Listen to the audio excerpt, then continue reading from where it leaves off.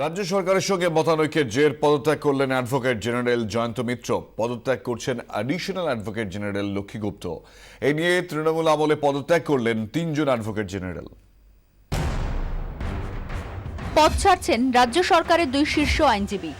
মঙ্গলবার পদত্যাগ করেন রাজ্যের অ্যাডভোকেট জেনারেল জয়ন্ত মিত্র। দায়িত্ব নেওয়ার 2 বছরের মধ্যে পদত্যাগ করলেন তিনি। 2014 সালের ডিসেম্বরে অ্যাডভোকেট জেনারেলের দায়িত্ব নেন জয়ন্ত মিত্র। একই সময় অ্যাডিশনাল এজি হন লক্ষ্মী গুপ্ত। এরপরেই দেখা যায় একাধিক মামলায় অ্যাডভোকেট জেনারেলের মতামত অগ্রাহ্য করে রাজ্য সরকার।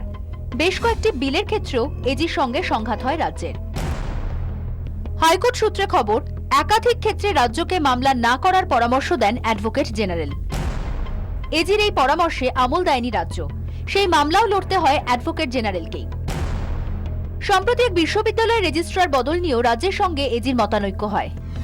সংঘাত হয় আরএসএস এর সভার ছাড়পত্র দেওয়া নিয়েও। হাইকোর্ট সূত্রে খবর, সভার ছাড়পত্র না দেওয়ার কোনো যুক্তি নেই বলেই মত দেন এজি। সেই পরামর্শ মানেনি সরকার। এজিকেও সেই মামলায় রাজ্যের হয়ে সওয়াল করতে হয়। সেই মামলায় পুলিশ কমিশনারকে হাজিরার নির্দেশ দেন বিচারপতি জয়মাল্য বাগচি।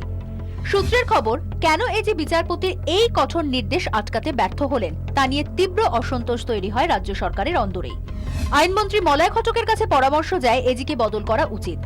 আগাম আজ পেয়ে ইস্তফা দিলেন অ্যাডভোকেট জেনারেল। দুজন লোক একসঙ্গে থাকলে কিছু তো মতানৈক্য তো হবেই, তাই হয়েছিল, সেটা কিছু নয়।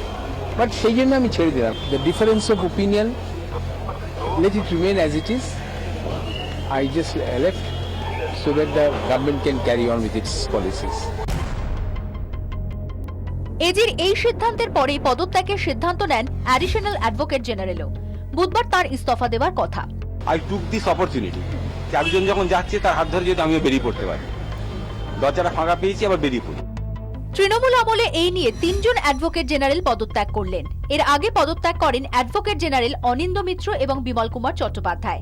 পদত্যাগ করেন government pleader Ashok Kumar Bandyopadhyay, public prosecutor Debashis Roy ও মনজিৎ সিং। বিমল চট্টোপাধ্যায় ছাড়া বাকিরা সকলেই ঘনিষ্ঠ মহলে বলেন, সরকারের সঙ্গে মতনৈক্যের জেরেই পদত্যাগের সিদ্ধান্ত। একই জামানায় 3বার অ্যাডভোকেট জেনারেল বদল, সেই সঙ্গে যেভাবে আইনজীবীদের এই শীর্ষ 2 পদ ইস্তফা দিয়েছেন তা মোটেই রাজ্য সরকারের পক্ষে সুখকর হবে না, এমনটাই মত আইনজীবী মহলের একাংশের। 24 ঘন্টার জন্য ক্যামেরায় শুভ্র ঘোষের সঙ্গে শ্রাবন্তী সাহা, কলকাতা।